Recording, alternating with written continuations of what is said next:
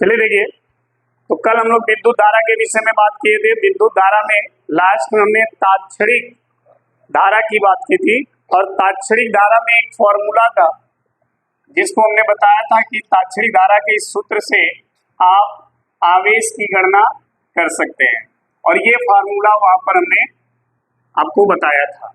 ठीक है, ये फार्मूला कैसे इस्तेमाल होगा ये चीज आज हम समझेंगे। ठीक है, देखिए, अगर किसी परिपथ में प्रवाहित धारा का मान टाइम के पद में दिया हो, टी के पद में दिया हो और पूछा जाए कि उस परिपथ में कितना आवेश प्रवाहित हो रहा है, ठीक है, तो कैसे आवेश की मात्रा निकालेंगे। तो एक क्वेश्चन हम यहाँ पर लिखते हैं और उस क्वेश्चन के थ्रू हम इस सूत्र को कैसे अप्लाई करेंगे वो आपको बता रहे हैं। ठीक है, लिखेंगे किसी परिपथ में I बराबर 2t² प्लस 3t प्लस 1, ठीक है, एम्पियर की धारा प्रवाहित हो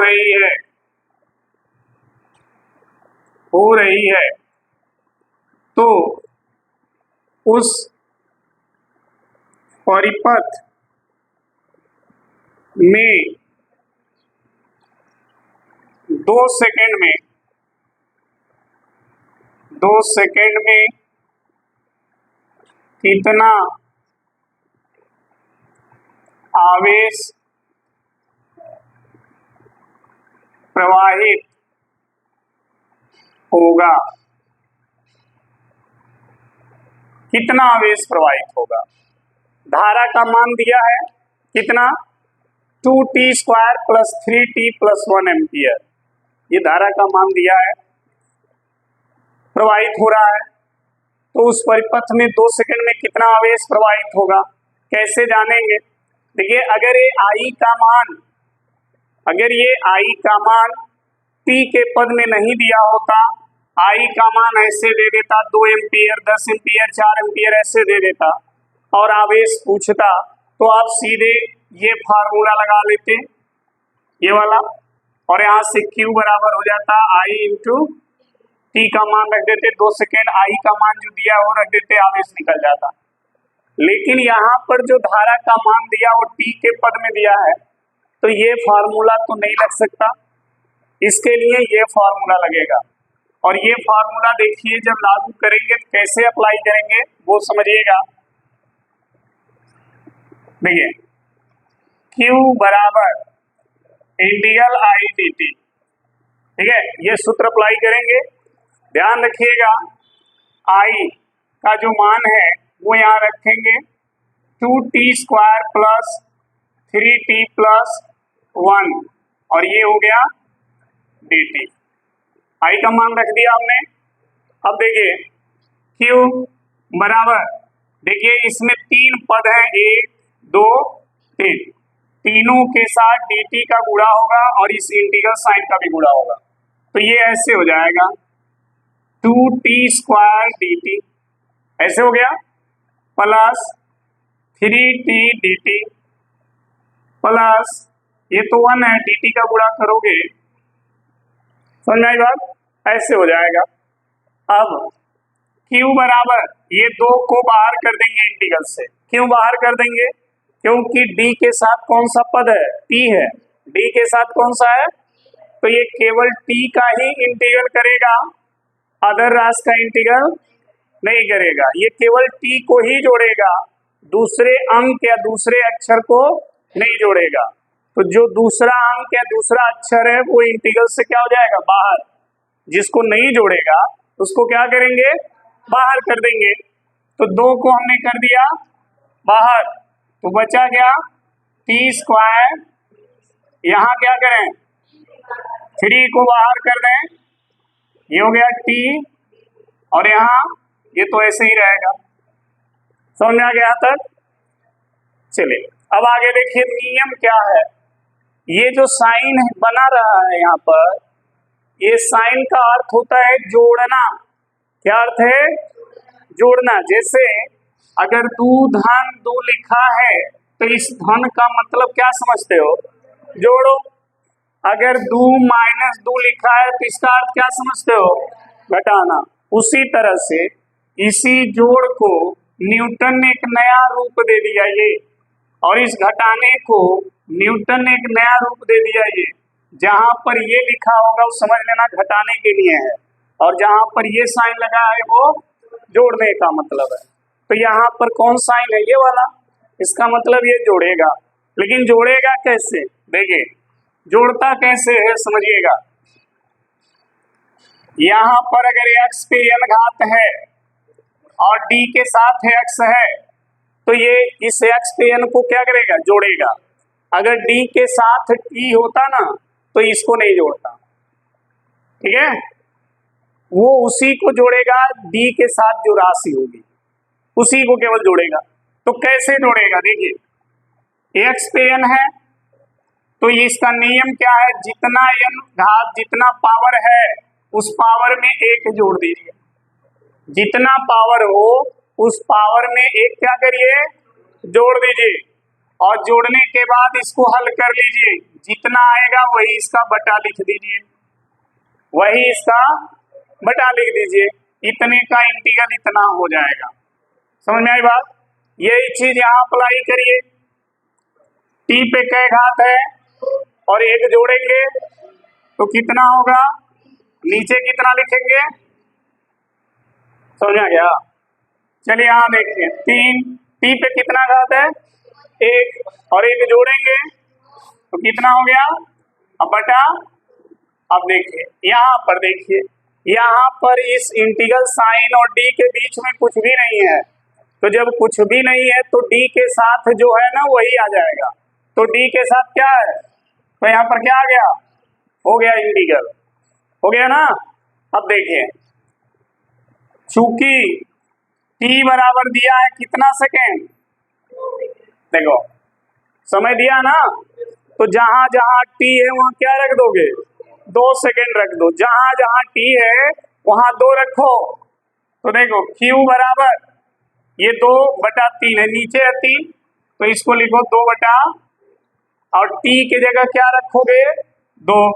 तो t पे 2 घात 3 घात, इसका मतलब 2 पे, सही है ना, प्लस यहाँ क्या है? 3/2। यहाँ देखो t पे 2 घात, t के जगह 2, 2 पे 2 घात प्लस t का मतलब, ठीक। q बराबर 2/3, 3 2 पे 3 घात का मतलब कितना होगा? हाँ 8। 2 गुणे 2 गुणे 2, 3 बार 2 गुणे 2 गुणे 2 करोगे तो 2 दूना 4, 4 दूना तो 12 कहाँ से हुई? ए भगवेलरी 2 के 3 घात 12 हुई। अरे 2 पे 3 घात हो तो 2 को ऐसे 3 बार लिखोगी ना तो 2 का पहाड़ा 2 बार कितना है? अब 4 का पहाड़ा 2 बार और 1 2 और होता तो 12 16। अरे बाप रे बाप, मर जा लोग। अजीत 2 पे अगर 4 घात हो तो 16 हो गई। तो यहाँ कितना आया बाबू? 8। कितना आया? प्लस 3 भाई कितना आएगा? 4 प्लस 2, 2 से 4 कट गया, 3 दूना 6 में है 2 जोड़ लो, कितना? 8। देखो 3 दूना 6 और 6 में प्लस 2 कितना हो गया? 8। यहाँ देखो 8 दूना बटे कितना हुआ? अब देखो 3 बटे 3 गुणा करो तो 16 घन बटा 3। अब देखो 6 और 4 10, 2 और 1 3 और 1 40/3। 3 से इसको काट दो, 13 सही 1/3 आएगा। ठीक है, इतने कूलाम का आवेश होगा। समझ आ गया? इतने कूलाम का आवेश प्रवाहित होगा 2 सेकंड में। तो इस तरह इस फार्मूले का इस्तेमाल होगा। अगर ये इस तरह का प्रश्न आता है एग्जाम में तो आप ऐसे ही सॉल्व करिएगा। यस, कहाँ का डी है?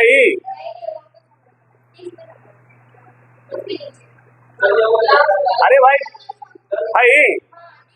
है टी, इसको जोड़ दिया ना तब ना टी पे 2 घात आया है, वो जोड़ के खत्म हो गया। ये बकलुलिया है दू धन दू तो 4 हो गया ना, तब कहीं तो धन कहाँ गई, वो अपन काम कर रहे तब 4 भइल है। किसमें बताओ है? तो ये भी अपना काम किया तब टी आया है, ये भी अपना काम कर दिया, ये dt काम किया तभी तो टी आया है। उसी तरह यहाँ टी था तो ये काम किया तो 1 घात देखो बढ़ गया, यहाँ पे 2 घात था, ये काम किया तब 3 घात हुआ। समझ में आई बात? वो अपना काम कर दिया dt। क्या कहा हमने कहा ये 2 है, ये dt क्या किया, इस t के घात को जोड़ा है। ये dt क्या है, सॉल्यूशन है, गोंद है, फेविकोल है, ये इसको जोड़ दिया। t पे 2 घात था, कितना कर दिया 3 घात, और वही घात नीचे भी कर दिया। अब इसका काम खत्म। ठीक, वही चीज देखो यहाँ भी किया, ये भी इसके t पे 1 घात था, 1 घात जोड़ दिया 2 घात, और इसके नीचे वही लिख दिया, ये dt खत्म। यहाँ भी देखो dt एक काम किया है, यहाँ तो कुछ नहीं था, क्या आ गया इसका काम।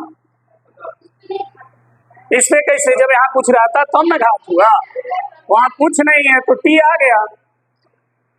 ठीक है, हो गया जी, तो नोट करो। चलिए देखिए, 1 एम्पियर क्या होता है, कहा जाता है कि 1 एम्पियर से आप क्या समझते हैं, तो समझिए इस बात को।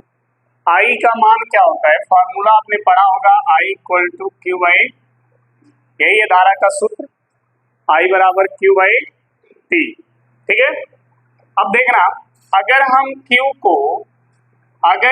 को 1 मान लें, 1 कूलाम, Q को कितना मान लें, और समय को मान लें 1 सेकेंड, तो 1/1, 1/1 कितना होता है 1, तो I कितना हो जाएगा 1 एम्पियर। I कितना हो जाएगा 1 एम्पियर। अगर समय 1 सेकेंड हो और आवेश का मान 1 कूलाम हो तो चालक में बहने वाली धारा कितनी होगी 1 एम्पियर। यानी अगर 1 एम्पियर का डिफिनीशन लिखना है तो इन्हीं सब चीजों को शब्दों में लिख दीजिए। कैसे लिखोगे, देखिए कैसे। यदि किसी चालक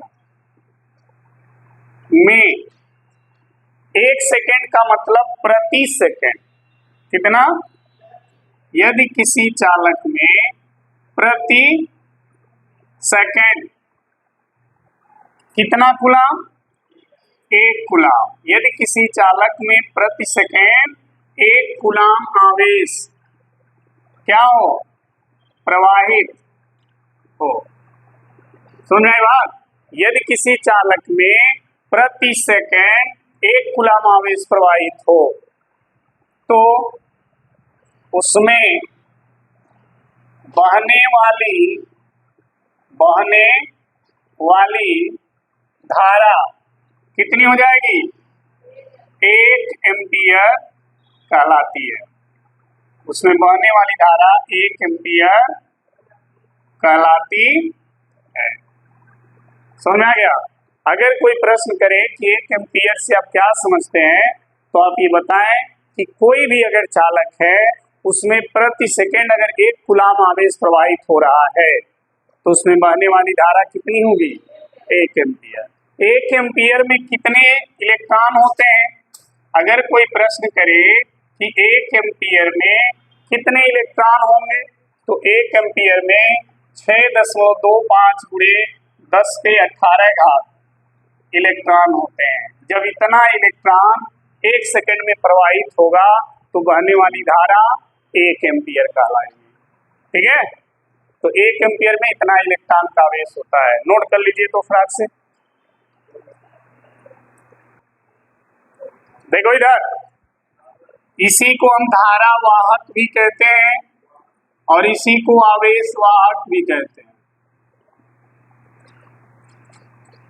ठीक है, धारा वाहक या आवेश वाहक। जब किसी चालक में आवेश प्रवाहित होता है तभी तो धारा बहती है।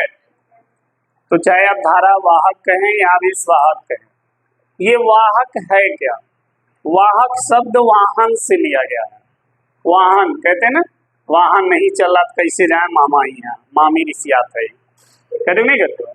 वाहन का मतलब जो आपको ले जाए ले आए, जैसे टेम्पो, बस, जीप, मोटरसाइकिल, कार, जो भी है जिससे आप जा सको, जिससे आप जा सको, तो वो क्या है? वाहन है। वो करता क्या है? आपको ले जाने ले आने का काम करता है। उसी तरह से चालक के अंदर या किसी भी पदार्थ के अंदर कुछ ऐसे कण होते हैं जो आवेश को ले जाने ले आने का काम करते हैं। जब वो आवेश चालक के अंदर आता जाता है तभी तो धारा प्रवाहित होती है, हैं? तो उसी को हम बोलते हैं धारा वाहक। ठीक है, जो भी आवेशित कण हैं, जो आवेशित कण हैं, जो धारा के प्रवाह के लिए उत्तरदायी होते हैं, उसी को हम बोलते हैं धारा वाहक, जो धारा को ले जाने और ले आने का काम करते हैं। वाहन जैसे हम लोग अपने लाइफ में समझें तो हम लोग को ले जाने का जो साधन काम करता है उसको वाहन कहते हैं।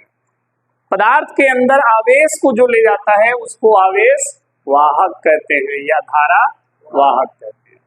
समझ में आ गई बात? तो लिखेंगे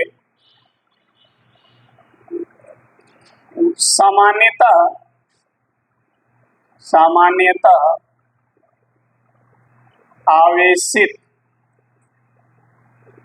आवेशित कण चालक के अंदर आवेश को प्रवाहित करने का कार्य करते हैं,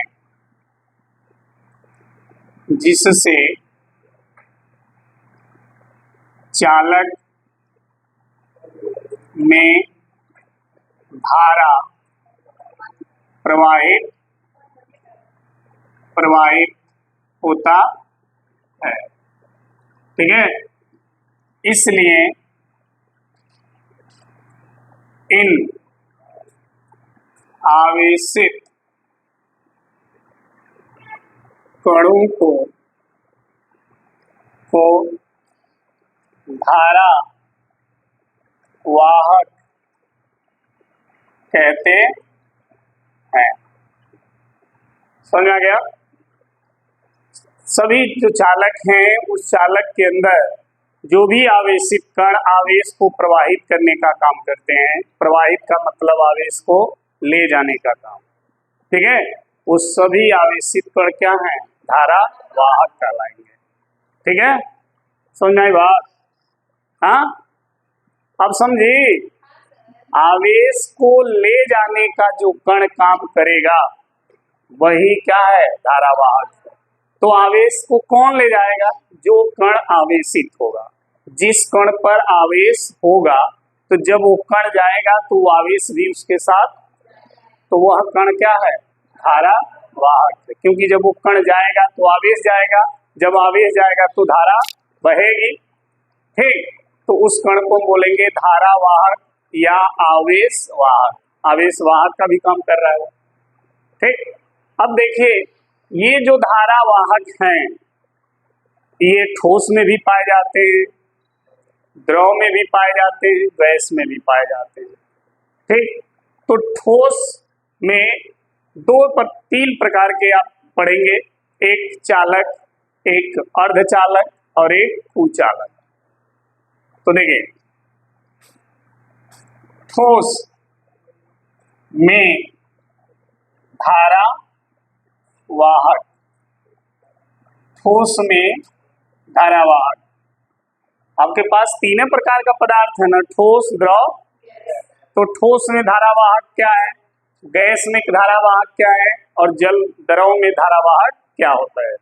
तो देखिए ठोस में धारावाहक में सबसे पहले बात करेंगे चालक, यानी चालक में धारावाहक।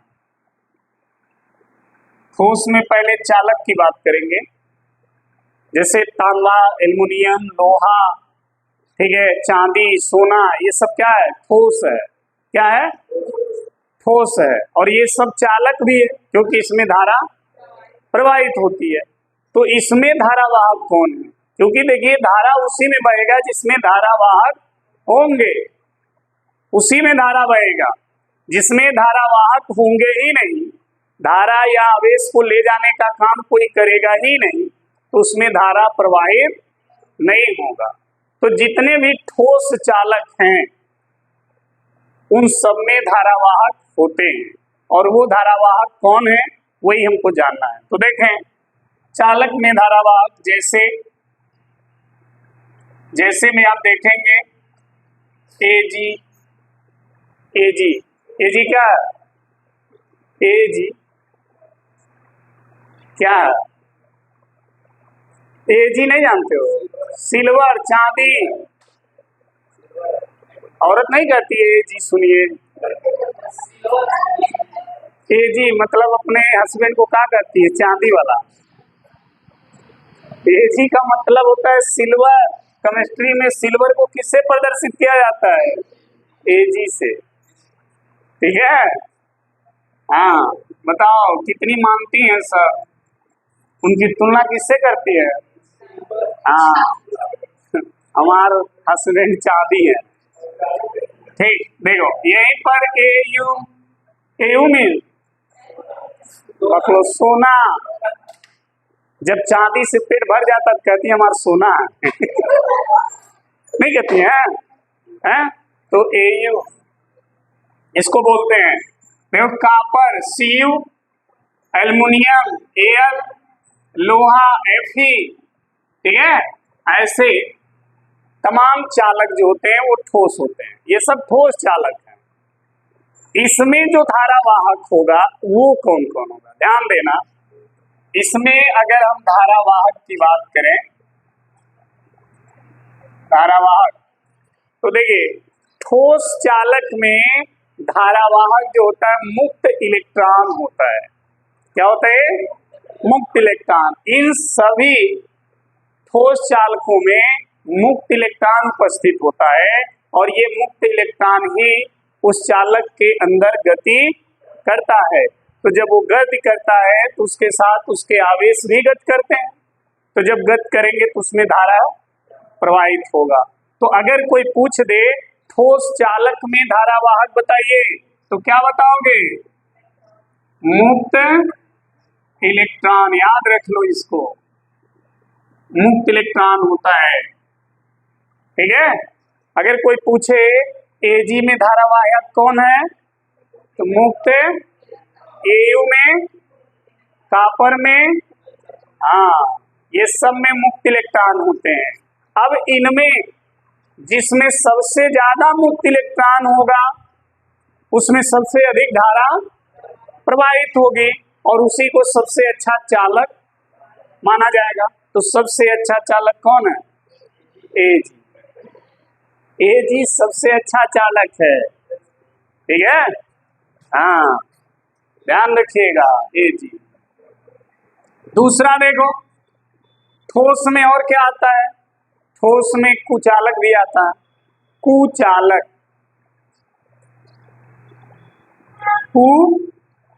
कुचालक या अचालक। अब देखो चाहे कुचालक हो या अचालक हो, ठीक है।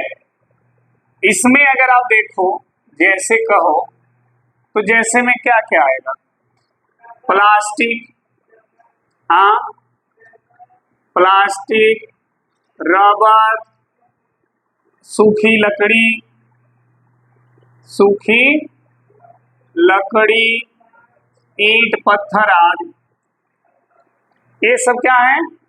कुचालक हैं। इसमें कोई धारावाहक नहीं होता है, इसमें धारावाहक होता ही नहीं है, इसमें केवल बद्ध आवेश होता है। कौन सा आवेश? बद्ध आवेश। ये इसके जितने भी आवेश होते हैं वो सब नाभिक से टाइटली बंधे होते हैं। वो हिल डुल सकते हैं लेकिन गति नहीं कर सकते। वो केवल एक जगह इधर उधर थोड़ा बहुत हिल लेंगे लेकिन गति नहीं करेंगे। जब गति नहीं करेंगे तो उनका आवेश गति नहीं करेगा। जब आवेश गति नहीं करेगा तो धारा नहीं होगा। तो ध्यान रखिएगा, अगर कुचालक या अचालक में आपसे धारावाहक की बात करें कि धारावाहक कौन है, समझ में आई बात? तो क्या बताइएगा?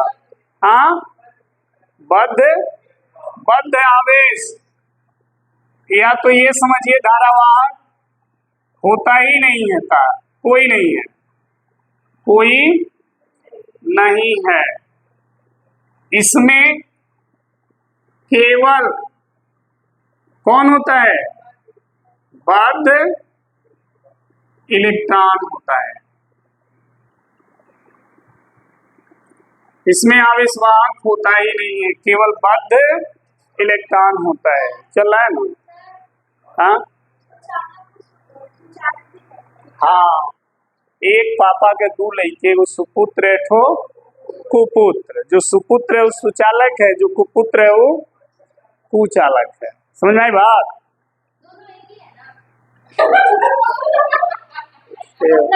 सुचालक या चालक, समझ में आई बात? सुचालक या, दोनों का अर्थ एक है, कुचालक या अचालक एक है।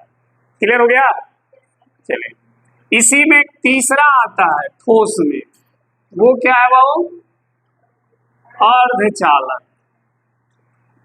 अर्धचालक भी ठोस होता है, कुचालक या चालक भी ठोस होता है, चालक भी ठोस होता है। तो चालक में तो धारावाहक क्या है? कुचालक या अचालक में कोई धारावाहक नहीं होता है, इसमें केवल बद्ध आवेश इलेक्ट्रॉन होता है। अर्धचालक, अर्धचालक, अर्धचालक कैसे? कौन कौन आएगा इसमें? और चालक का मतलब समझ रहे हैं? जिसमें चालक और कुचालक के दोनों गुण पावल जाए, ओके कहल जाला अर्ध। मतलब ऐसा जीव जिसमें पुरुष के भी लक्षण हो और स्त्री के भी लक्षण हो, उसको क्या कहते हो? हाँ भाई, एक प्राणी ऐसा भी है जिसमें लेडीज और लेडा दोनों के लक्षण होते हैं, ठीक है? उसको क्या कहते हो? अर्धनारी। सही है? लेकिन हाँ, वही समझ गए होंगे आप।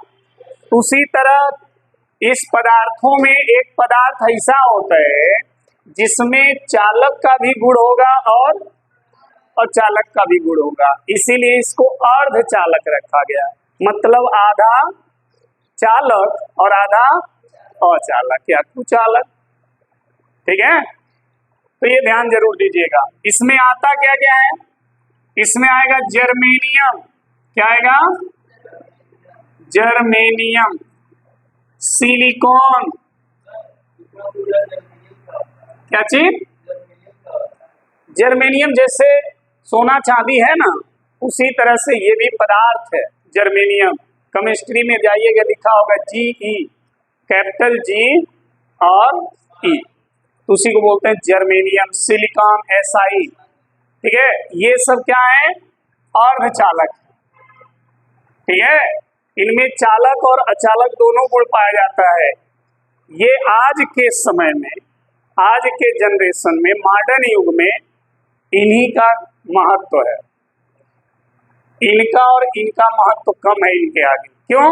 क्योंकि जितने भी इलेक्ट्रॉनिक उपकरण बनाए जा रहे हैं, चाहे वो लैपटॉप से हो, चाहे कंप्यूटर से हो, चाहे मोबाइल से हो रिलेटेड, वो सब के सब इन्हीं के बनाए जा रहे हैं, जर्मेनियम या सिलिकॉन के बनाए जा रहे हैं।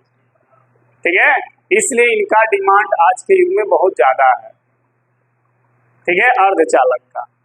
इसमें धारावाहक कौन होगा भाई? इसमें भी धारा बहेगी ना, लेकिन चालक से कम बहेगी और अचालक से ज्यादा बहेगी, तो इसमें भी धारावाहक होगा। इसमें धारावाहक देखो क्या होते हैं, इसमें जो धारावाहक है वो है मुक्त इलेक्ट्रॉन। क्या है? मुक्त इलेक्ट्रॉन। ठीक, और दूसरा कोटर। क्या? कोटर। इसमें धारावाहक ये होता है, मुक्त इलेक्ट्रॉन होता है और कोटर होता है। बता रहे हैं, जान रहे थे, अभी पूछोगे। मुक्त इलेक्ट्रॉन समझ में आ रहा है, कोटर नहीं समझ में आ रहा है। कोटर का मतलब है, देखिए ये कोई पदार्थ है, इसके 4 बंध बनाने हैं, एक इलेक्ट्रॉन एक इलेक्ट्रॉन एक इलेक्ट्रॉन, ये अपना बंध बना लिया 3 तरफ से। एक जगह इसके पास खाली हो गया है, वो नहीं बन पा रहा है, क्यों? क्योंकि इसके पास इलेक्ट्रॉन है ही नहीं, ये जगह हो गया खाली। ठीक, तो दूसरे पदार्थ से इलेक्ट्रॉन निकल के आकर यहाँ पर कवर कर लेगा, तो जब इस यहाँ कवर कर लेगा तो इसका तो पूरा हो गया, लेकिन ये स्थान अब उसमें खाली हो गया ना, है? फिर उसको कवर करने के लिए दूसरे से इलेक्ट्रॉन आ गया, तो फिर वो स्थान उसमें खाली हो गया। तो ये जो खाली स्थान है ना, इसी को बोला जाता है कोटर। क्या बोला जाता है? और ये नेचर में कैसे होते हैं? धनात्मक होते हैं, ये धनावेशित होते हैं। ठीक है, इस पर हम पूरा एक चैप्टर पढ़ेंगे अर्धचालक पर। जब सेकेंड पेपर का लास्ट चैप्टर हम पढ़ेंगे तो वो अर्धचालक एक चैप्टर है, जिसमें ट्रांजिस्टर, एलईडी, सोलर पैनल, ये सब कुछ पढ़ेंगे वहाँ। हाँ, तो वहां पर हम इसकी बात करेंगे अर्धचालक का। वहीं पे आपको समझ में भी आ जाएगा कोटर है क्या, वहीं आपको अच्छे से समझ में आएगा। यहाँ पर बस इतना ध्यान रखिए कि अर्धचालक में जो धारावाहक का काम करेगा वो मुक्त इलेक्ट्रॉन करेगा और कोटर करेगा। ठीक है, चलिए, तो ये 3 हो गया ठोस में। दिख रहा ना यहाँ तक? अब ये नोट कर लीजिए, फिर आते हैं द्रव में, फिर गैस में। अब है द्रव में धारावाहक।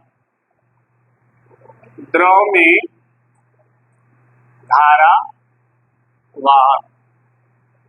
ठीक है, तो देखो, अगर जो द्रव में धारा प्रवाहित हो रही है, जिस द्रव में धारा प्रवाहित हो रही है उस द्रव में धारावाहक होंगे। सभी द्रव में धारा प्रवाहित नहीं होता है, ध्यान रखना।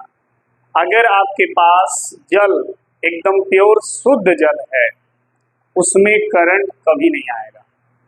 शुद्ध जल में, अभी नहीं कि आरओ वाले की बात कर लेना, आरओ 100% शुद्ध नहीं होता है, उसमें करंट आएगा। जो जल एकदम शुद्ध रहेगा वो आप पी नहीं पाओगे, क्योंकि शुद्ध जल टेस्टलेस हो जाता है, उसका कोई टेस्ट नहीं होता है। और आप टेस्ट वाली चीज चाहिए, आपको चटपटा तो नहीं लगे।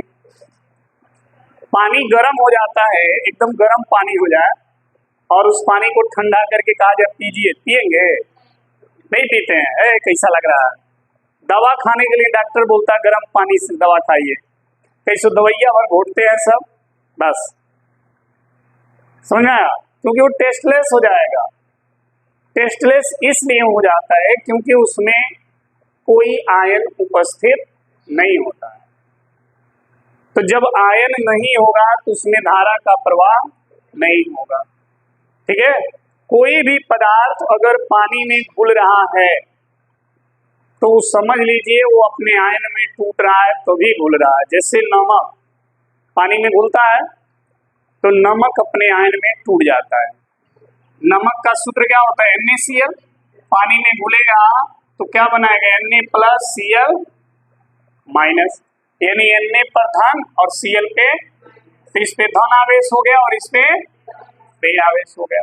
यानी नमक को पानी में डालेंगे तो नमक के धन आयन और ऋण आयन पानी में उपस्थित रहेंगे। अब उसमें अगर 2 तार बिजली का डालेंगे ना तो उसमें करंट बहेगा। कारण कि ये जो धन आयन और ऋण आयन है ये उसमें गति करेंगे, जब ये गत करेंगे तो इनका जो धन और ऋण आवेश है वो भी गत करेगा, तो धारा बहेगी। उसमें इम्प्योरिटी रह जाती है, वो प्योर शुद्ध नहीं हो पाता है। प्योर शुद्ध करने के लिए आपको बहुत केमिकल प्रोसेस, फिजिकल प्रोसेस अपनाने के बाद वो कहीं 99.9% शुद्ध होता है, अभी भी उसमें 0.1% इम्प्योरिटी रह जाती है। हाँ, किसमें? सुई में? नहीं नहीं, उसमें तो केमिकल होता ही है, मिक्स रहता है, ठीक है। तो ध्यान रखिएगा, उस जिस पानी में आयन होंगे उस पानी में करंट फ्लो करेगा, ठीक है। तो देखिए, पहला चीज ये ध्यान रखिएगा कि करंट उसी में फ्लो करेगा जिसमें आयन होगा, ठीक है। और जिसमें आयन होगा वो करंट बह रहा है, उस द्रव को हम क्या कहते हैं? प्रावैद्युत अपघट्य। क्या कहते हैं? प्रावैद्युत अपघट्य। यानी जिस पदार्थ के विलयन में विद्युत धारा प्रवाहित होती है उसे विद्युत अपघट्य कहते हैं, सॉरी, विद्युत अपघट्य कहते हैं। जैसे अगर आप देखें तो NaCl का विलयन, यानी नमक का अगर विलयन है उसमें धारा प्रवाहित करेंगे, प्रवाहित होगा। तो NaCl के विलयन में धारावाहक कौन होगा? NaCl के विलयन में अगर आपसे पूछा जाए धारावाहक, तो धारावाहक कौन होगा? आयन। कौन होगा? आयन होगा, क्योंकि यही आयन उसमें गत करेंगे, और जब ये गत करेंगे तो धारा बहेगी। तो अगर आपके पास कोई ऐसा विलयन है जिसमें धारा बह रही है, तो उसमें धारावाहक कौन है? आयन। तो द्रव में धारावाहक का काम कौन करता है? आयन काम करेगा, चाहे वो धन आयन हो चाहे वो ऋण आयन हो, ठीक है। और आपसे प्रश्न ये किया जाए कि जिस पदार्थ के विलयन में धारा प्रवाहित होती है उस पदार्थ को क्या कहते हैं? विद्युत अपघट्य। क्या कहते हैं? विद्युत अपघट्य, ठीक है। अच्छा, अगला जो है गैस है। गैस में अगर धारावाहक किया जाए, तो देखिए, वैसे तो गैस विद्युत का कुचालक होता है। अगर गैस में धारा बहती ना, तो आज हम लोग एक पास ऐसे बैठ नहीं पाते, क्योंकि बॉडी के हर बगल से हवा क्रॉस कर रही है, तो चारों तरफ से करंट लगता नहीं, बॉडी के हर भाग से हवा क्रॉस हो रही है, तो आप ऐसे नहीं बैठ पाते। करंट लगता है तो वही करते हो ना, तो इसे करने लगते हैं। तो हवा सामान्यतः विद्युत का कुचालक होता है, लेकिन उसमें धारा बहती कब है उसके लिए कंडीशन है। लिखेंगे सामान्यतः गैस विद्युत का क्या है? कुचालक होता है, इसमें धारा प्रवाहित नहीं होती है, परंतु अल्प दाब और उच्च वोल्ट पर उसमें धारा प्रवाहित की जा सकती है।